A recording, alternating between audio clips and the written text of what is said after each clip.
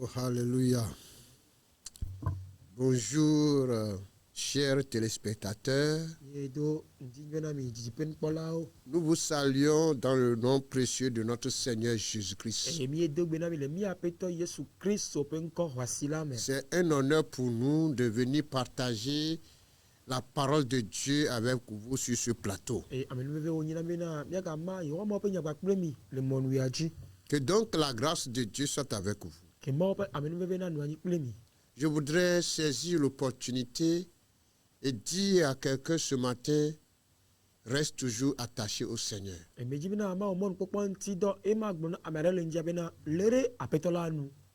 le véritable. Il est la solution à tout. Il fait tout.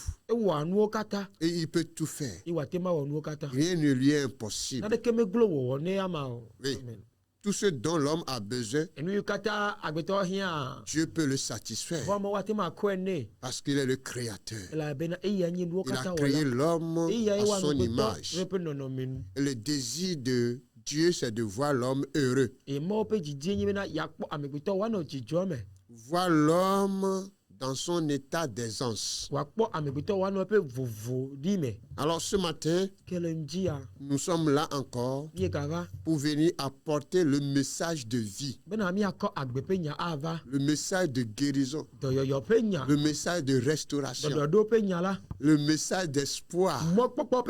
Voilà, c'est le message que nous venons vous annoncer. Et donc je vais demander à mon frère Elias de prier pour le message. Amen.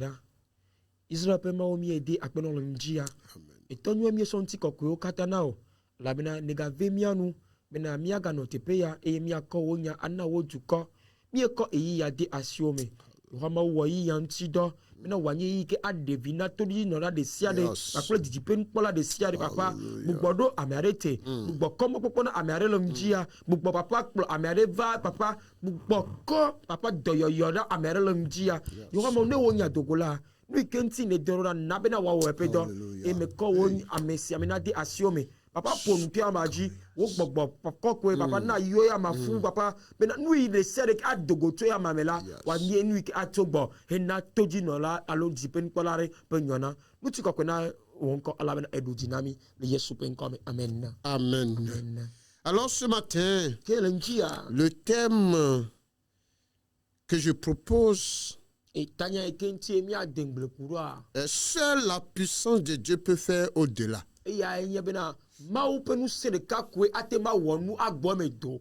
Seule la puissance de Dieu peut faire au-delà. L'homme, Dieu a donné à l'homme la capacité de faire des choses extraordinaires. Dieu a donné à l'homme l'intelligence de créer des choses, d'innover. Et lorsque quelqu'un va dire waouh, c'est l'homme qui a pu faire ceci. Oui, on peut voir l'homme soulever de grosses choses. Oui. Et on voit la puissance de l'homme au travers. Mais dans tout ça là, nous devons savoir que seule la puissance de Dieu peut faire au-delà.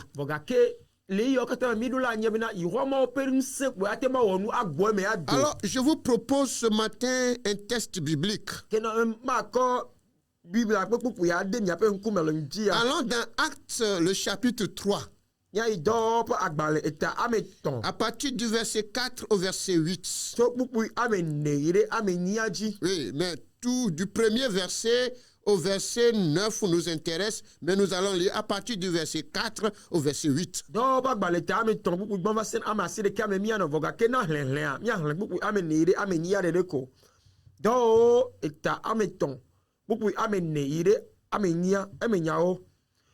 Que Petro kple Yohanes wokpɔe du gblɔbena kpɔmi ɖa eye wole ŋku ɖe wo ŋuti gaa bu ha bena yeaxɔ naɖe le wo si.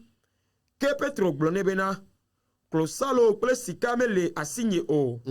Gake nu si le asinye la eyae mana o. Le Yesu Kristo Nazaretɔ la ƒe ŋkɔ me la titre eye nazɔ azɔli. Eye esi wòlé eƒe nuɖusi la ekɔe ɖe dzi eye enumake ŋusẽ ɖo eƒe aƒuwo afɔwo kple eƒuwo me eye wòti kpo hele titrenu eye wòzɔ azɔli eye wòyi ɖe Mawu xɔ me kpli wo le tsatsam hele du ƒum eye wo le Mawu kafum. Amen. Amen. Amen. Alléluia. Amen. J'espère que vous avez suivi la lecture avec nous. Seule la puissance de Dieu peut faire au-delà. Vous connaissez bien l'histoire. Oui, vous connaissez bien l'histoire. Après que Jésus est monté au ciel et la descente du Saint-Esprit sur les disciples dans la chambre haute, la parole de Dieu nous dit que les disciples, les apôtres ont commencé par prêcher l'évangile de Christ.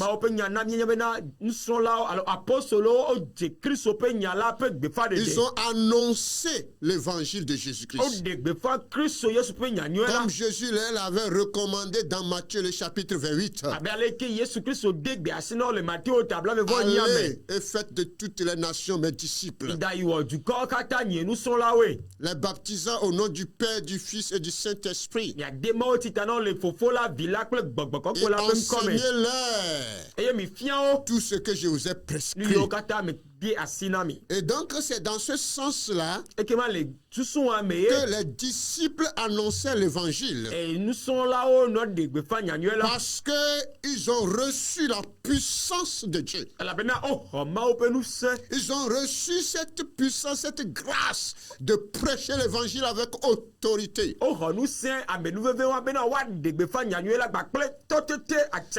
Dieu les avait remplis des dons. Et la parole de Dieu nous dit le premier message de l'apôtre Pierre était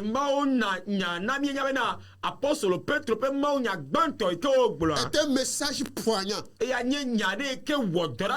message bouleversant, un message qui a traumatisé les pensées, un message qui a libéré les pensées, un message qui a amené les cœurs vers le Seigneur. Et les gens se sont dit, que ferons-nous? Et là Pierre dit, repentez-vous, donnez votre vie au Seigneur. Et la Bible dit en ce jour, 3000 personnes ont reçu le Seigneur. Quelle grâce! Quelle grâce! Et c'est dans ça que Pierre et ses collègues ont commencé par annoncer l'évangile. Et dans ce passage, Pierre et Jean montaient ensemble au temple pour la prière. Oui, pour la prière. Et pendant qu'ils allaient, à la devanture du temple, il y avait un homme boiteux. Et la Bible qualifie de boiteux de naissance. Oui. Boiteux de naissance. Ce qui veut dire que lorsqu'il fut né, il est né avec une malformation. Et donc il est resté dans cet état jusqu'à ce qu'il est devenu un homme. Et la Bible nous, chaque fois on l'amenait, on le déposait à la porte du temple. Et il demandait de l'aumône. Il demandait de l'aumône à tous ceux qui rentraient dans le temple. Et ceux qui ont pitié, alors lui donnaient quelque chose. C'est dans ce sens-là que Pierre et Jean aussi allaient dans le temple. Et cet homme pensait comme d'habitude. Il demandait de l'argent. Alors, il demande à ceux-ci aussi de lui donner de l'argent.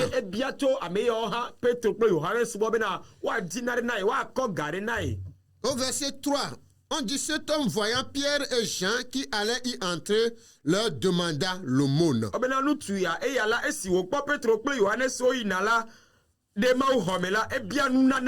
Ouais, leur demandait de l'aumône. Alors, dans ce passage, je voudrais que nous puissions toucher quelques points. Le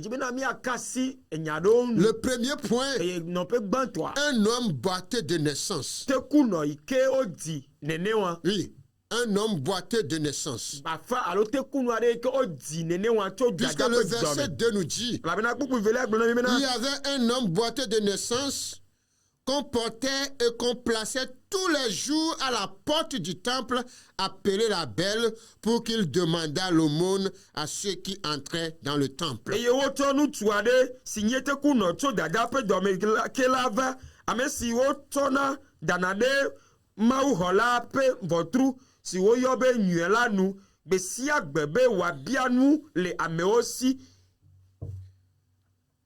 Cet homme qu'on amenait, donc ce qui dit qu'il est incapable de se déplacer lui-même. Il ne peut pas marcher, si on peut le dire.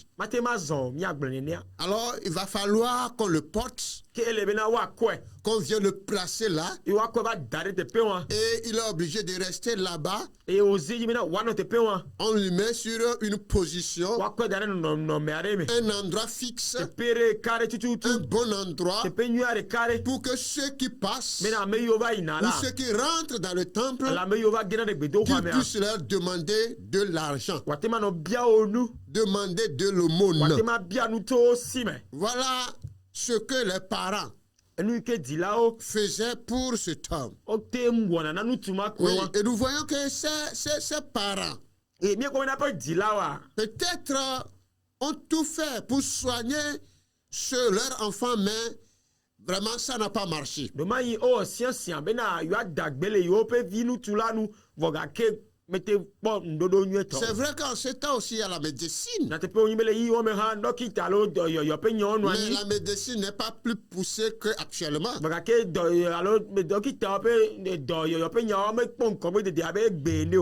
je sais que les parents ont fait de leur mieux.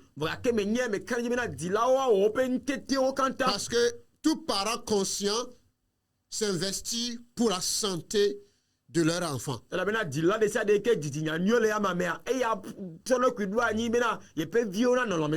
Et j'espère que ces parents ici l'avaient fait. Mais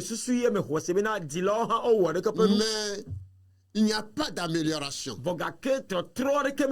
Oui, donc quand cet homme est boiteux, il a grandi dans ça. Il a grandi dans cet état-là. Et il a dû accepter son état. Il dit: ah, ça c'est la volonté de Dieu. Je préfère accepter ma situation. Oui. Je suis obligé d'admettre que c'est comme ça que je vais rester et mourir. Mais comment faire pour survivre? Comment faire pour manger? Et lorsqu'on dit que quelqu'un est boiteux, un boiteux c'est quelqu'un qui manque de stabilité. Un boiteux c'est un fragile. Un boiteux c'est instable. Oui, c'est un boiteux. Et peut-être ce matin, je ne dis pas que tu es boiteux physiquement, mais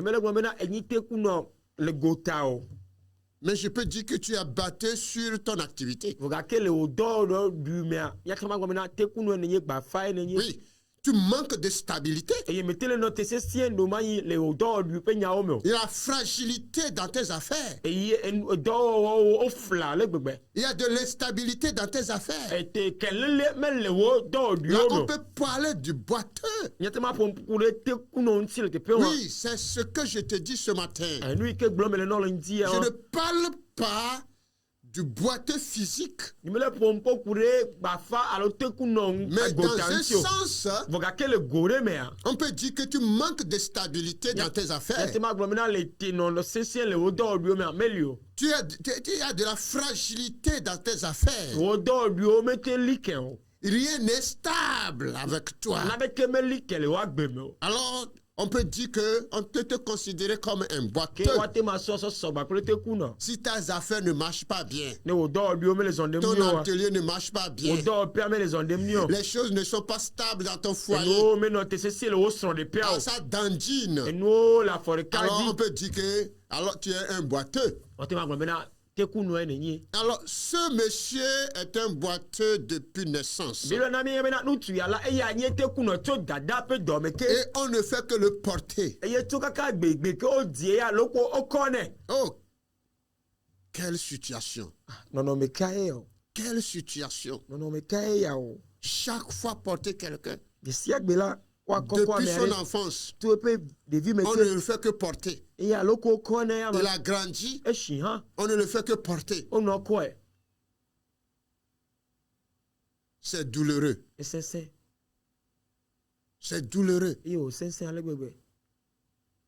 Et peut-être toi aussi ce matin, il y a certains parmi nous qui vivent cette situation. Pour se déplacer, on doit le porter. Pour faire quelque chose, on doit le faire à sa place.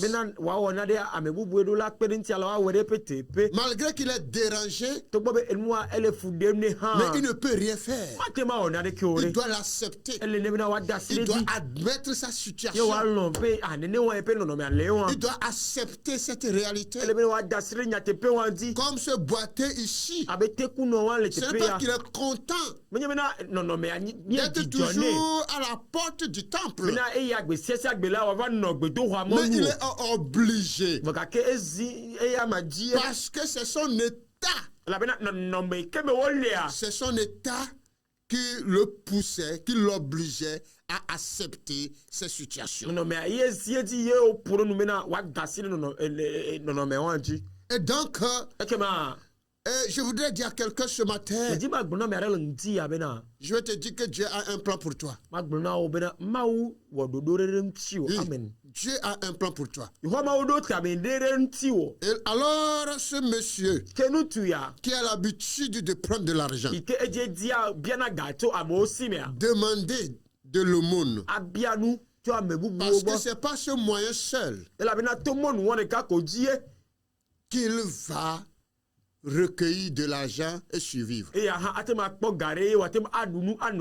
Comme nous voyons aujourd'hui aussi certaines personnes, comme les handicapés, qui ne peuvent rien faire, sont obligés de se dresser peut-être devant, au bord des banques, des institutions ou dans la rue, pour demander de l'aide.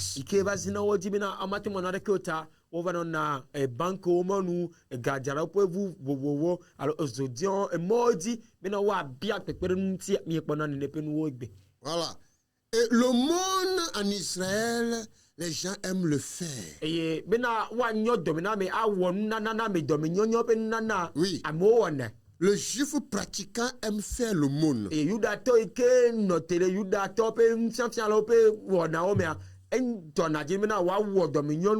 Parce qu'il sait qu'il est un handicapé. Il n'est pas capable de faire quelque chose qui va produire. Alors, je peux lui donner quelque chose qui peut l'aider à survivre. Je peux lui donner quelque chose qui va lui permettre à joindre les deux bouts. Et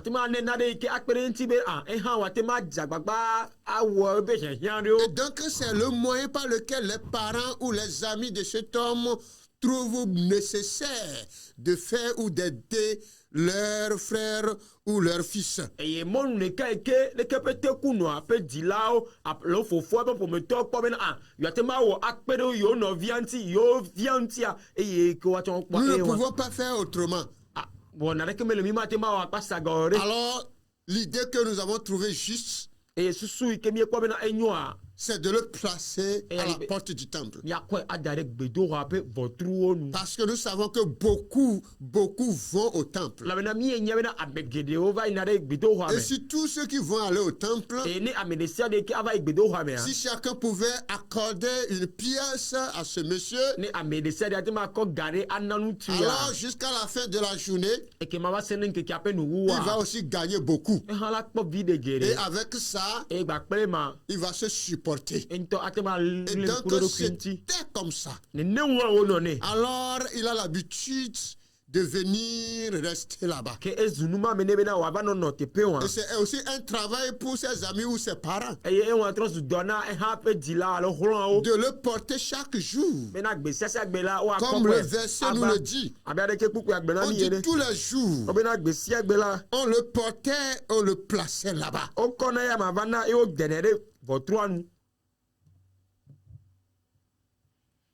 Est-ce que tu es un commandeur? Aujourd'hui, les handicapés travaillent. Les gens ont pensé aux handicapés. Ils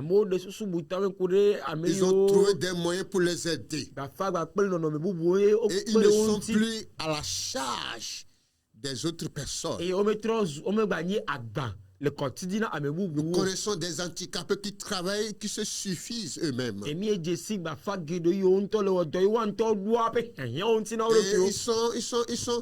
ils sont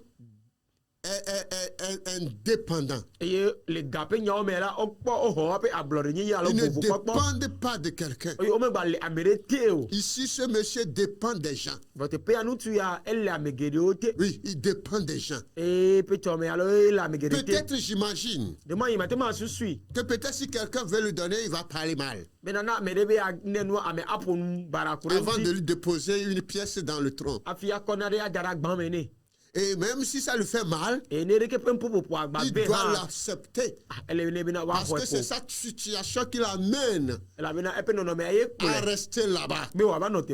Mais Dieu a un plan pour lui. Dieu a un plan pour lui. Il y a certaines choses qui nous arrivent. Tout est dans le plan de Dieu. Oui. Tout est dans le plan de Dieu. C'est pourquoi Paul a dit toutes choses concourent au bien de ceux qui aiment Dieu. Oui, toutes choses concourent au bien de ceux qui aiment Dieu. Dans Jean 9, verset 2, il y a un enfant et un homme qui est né aveugle. Alors les disciples ont posé la question à Jésus. Pourquoi il est né aveugle? Rabbi, est-ce c'est la faute des parents? Ou bien c'est lui-même son propre péché? Mais Jésus a dit tout ça pour la gloire de Dieu. Tout pour la gloire de Dieu. Je veux dire à quelqu'un ce matin, tout ce qui t'arrive, prends-le comme tout pour la gloire de Dieu. Tout concourt au bien de ceux qui aiment Dieu. Rien ne t'arrive au hasard. Non, rien ne t'arrive au hasard. Tout ce qui t'arrive, Dieu est au courant. Et parfois, Dieu change le mal en bien pour toi. Joseph a dit à ses grands frères, vous m'avez cherché du mal. Vous pensez me faire du mal. Mais Dieu a transformé ce mal en bien pour moi. Pour que moi je sois ici pour vous sauver la vie. Alors, je voudrais dire à quelqu'un ce matin,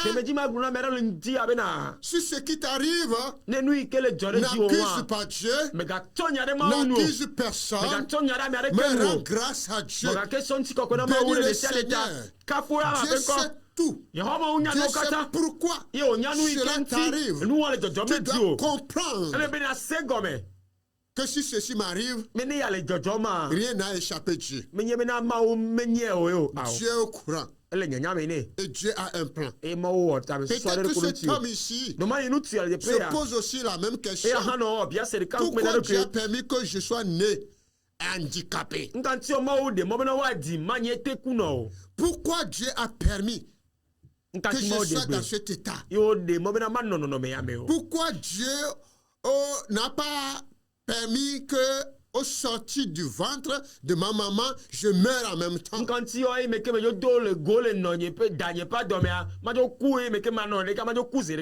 Pour ne pas voir ces humiliations. Oui,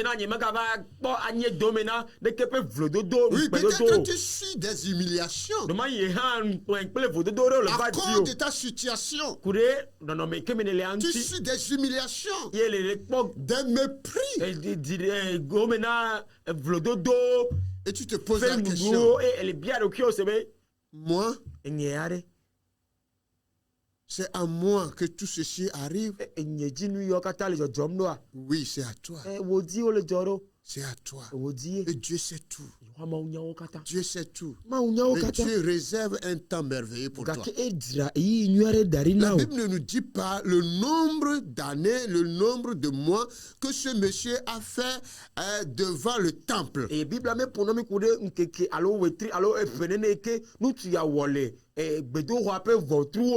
un jour, la Bible dit, Pierre et Jean montaient aussi au temple pour la prière.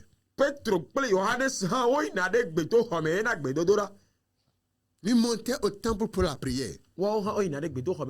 Ce jour, ce serait un jour fantastique. C'est toujours le même jour, mais les situations vont changer.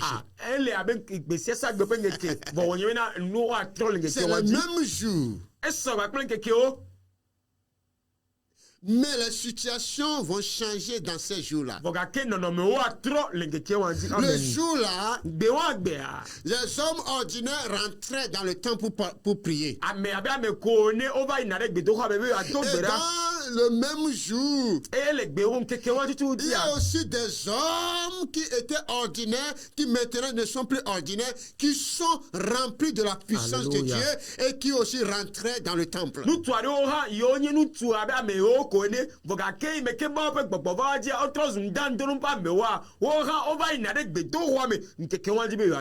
arrivé au lieu où était ce monsieur, ce monsieur voyant les deux personnes qui allait rentrer dans le temple, leur demanda de l'aumône. Il dit, monsieur, s'il vous plaît, ayez pitié de moi, donnez-moi quelque chose, regardez mon état, regardez mon état. Oui, j'ai besoin de votre aide, j'ai besoin de votre aide pour survivre, pour répondre à mes besoins. Si vous pouvez me donner quelque chose, Dieu va vous bénir. J'attends quelque chose de vous. C'est le verset 3 qui dit ceci. On dit, cet homme, voyant Pierre et Jean qui allaient y entrer, leur demanda l'aumône.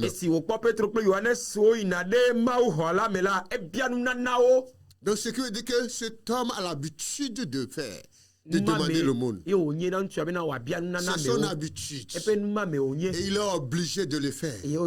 Comme aujourd'hui aussi, certaines personnes ont l'habitude de se promener sur les gens, d'aller de maison en maison pour parler, pour qu'on puisse avoir pitié de leur donner. Alors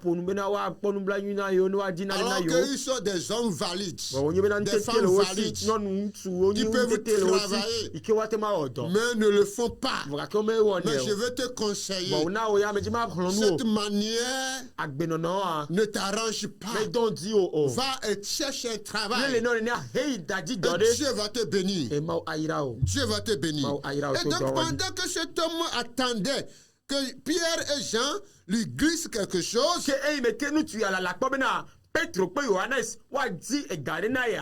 Pierre et Jean lui fixa sur les yeux. Petro, Johannes, il dit, regarde-nous. Regarde-nous. Regarde-nous bien. Regarde-nous bien. Alléluia. Amen. Praise the Lord. Alléluia. Alors que d'habitude, les gens déposaient et rentraient. Mais cette fois-ci, les deux hommes demandaient à ce monsieur, regarde-nous. Regarde-nous. Regarde-nous. Alléluia. Amen. Et la Bible dit, cet homme les regarda fixement, attentivement, attendant recevoir quelque chose. Comme il a l'habitude de recevoir, attendant recevoir quelque chose. Et Pierre dit, écoute, monsieur, je n'ai ni argent ni or. Je n'ai ni argent ni or. Mais j'ai quelque chose. J'ai quelque chose. C'est ce que j'ai que je te donne. Oui. Je n'ai ni argent ni or. Oui. Je n'ai ni argent ni or. Mais ce que j'ai, je te le donne. Oh, alléluia. Amen. Praise the Lord. Alléluia. Et la parole de Dieu nous dit, Pierre dit, au nom de Jésus de Nazareth, lève-toi et marche. Lève-toi et marche. La puissance de Dieu peut faire au-delà. Oh, alléluia. Praise the Lord. Alléluia. Oui. La puissance de Dieu libère. La puissance de Dieu libère. La puissance de Dieu peut faire au-delà de ce que l'homme ne peut pas imaginer. Face à certaines situations ou certaines réalités, l'argent ne répond pas. L'argent ne répond pas. Pierre et Jean ont dit, nous n'avons ni argent ni or. Nous n'avons pas de l'argent à te donner. Même si on te donne de l'argent, tu vas manger. Demain, tu reviendras encore ici. Ouais. Si on te donne l'argent, tu vas manger. Tu vas finir. Et tu vas revenir encore. C'est pourquoi tu reviens chaque fois. Parce qu'on te donne de l'argent. Mais nous n'en avons pas. Ouais, nous n'en avons pas. Mais nous avons quelque chose. Et ce que nous avons dépasse l'argent. Dépasse ce que tu attendais de nous. Et donc, au nom de Jésus, lève-toi, marche. Au nom de Jésus, que ton handicapé disparaisse. Et la Bible nous dit, cet homme se leva. Parce que Pierre l'a saisi par la main. Le fit lever. Et la puissance de Dieu pénètre ses nerfs. Pénètre ses pieds. Et cet homme se tient debout. Commença par sauter. Commençant par sauter. Commençant par glorifier le Seigneur. Et il accompagnait les deux pour entrer dans le temple. L'argent ne peut pas tout répondre. Non. L'argent ne peut pas tout répondre. Mais la puissance de Dieu peut peut faire au-delà de ce que l'argent ne peut pas faire. Oui. La puissance de Dieu peut faire au-delà de ce que l'argent ne peut pas faire. L'exemple du général Naaman.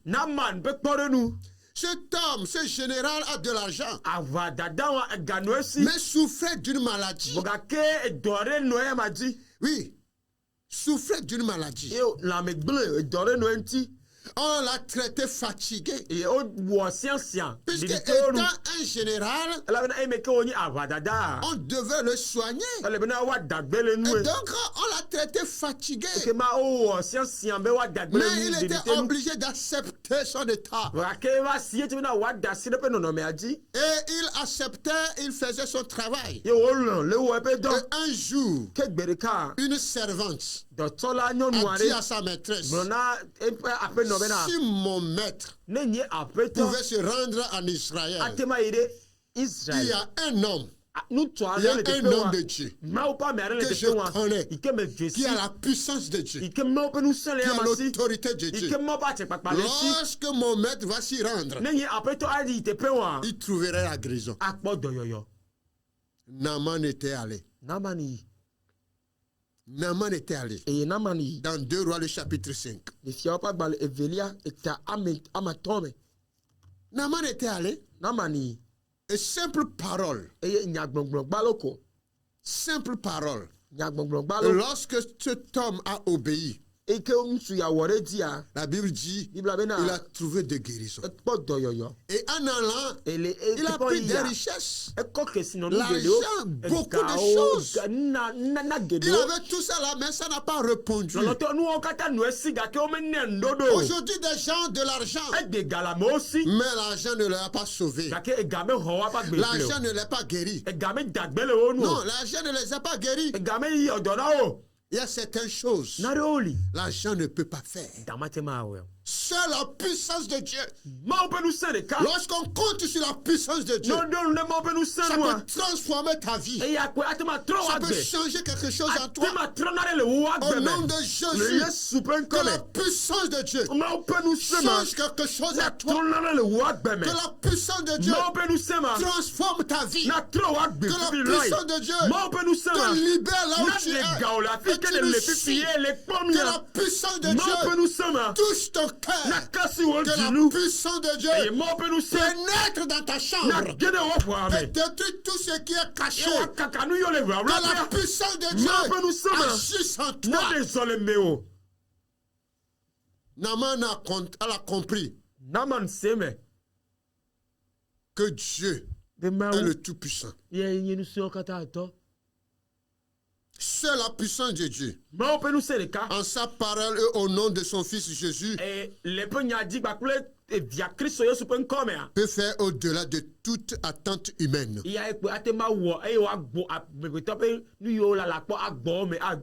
Oui. La puissance de Dieu peut faire toutes choses. Mais l'argent ne répond pas à tout. L'argent peut répondre à certaines choses, mais ne peut pas répondre à tout.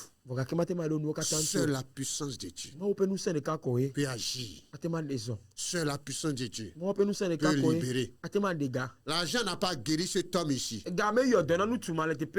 Oui. L'argent n'a pas guéri cet homme. Seule la puissance de Dieu l'a libéré. Et la Bible dit cet homme a retrouvé sa santé. Cet homme a retrouvé son état normal. Et maintenant, il ne peut plus être un handicapé. Il ne viendra plus demander. Il est prêt à travailler. Il est prêt à s'occuper de sa famille. Il est prêt à être dépendant de lui-même. La puissance de Dieu. Vous qui doutez de la puissance de Dieu, vous qui ne croyez pas à la puissance de Dieu, vous vous faites du mal. Ce matin, écoutez-moi bien. Croyez à la puissance de Dieu. Sachez que la puissance de Dieu peut tout faire. La puissance de Dieu peut transformer votre vie. La puissance de Dieu peut changer votre situation. La puissance de Dieu peut changer votre état. C'est possible. Si vous croyez, et si vous ne croyez pas, comment cette puissance peut agir en vous?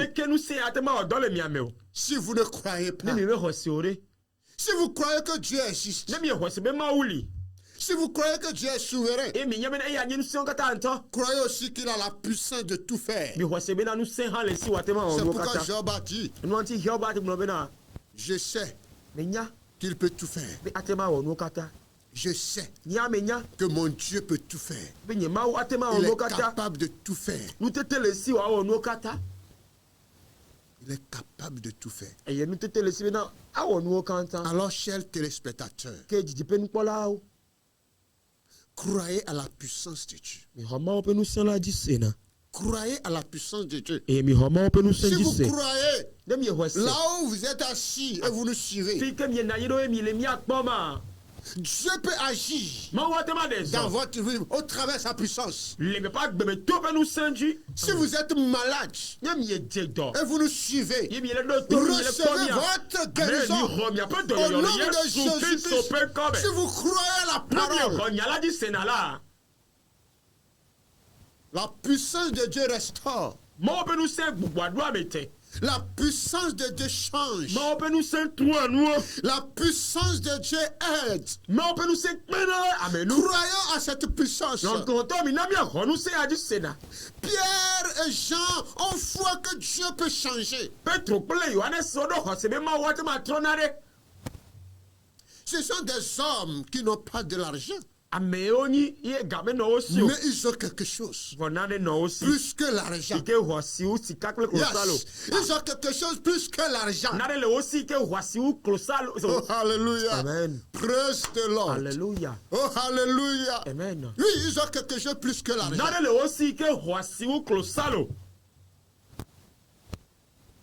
Chers téléspectateurs, vous avez besoin de croire à la puissance de Dieu. Et la puissance de Dieu peut faire au-delà. La puissance de Dieu peut faire au-delà. Il y a les médecins qui soignent. Ils soignent, mais ils ne guérissent pas. Ils soignent, mais ils ne guérissent pas. Et ils tentent de te soigner. Mais la vraie guérison vient de Dieu. Et c'est au travers la puissance de Dieu. Oui, c'est au travers la puissance de Dieu. L'on retrouve la guérison. C'est au travers la puissance de Dieu. Dieu peut rétablir quelqu'un qu'on a dépossédé. C'est au travers la puissance de Dieu. Dieu peut toucher le cœur des gens.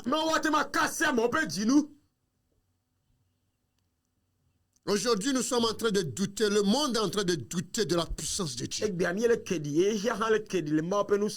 Mais Dieu là est toujours là.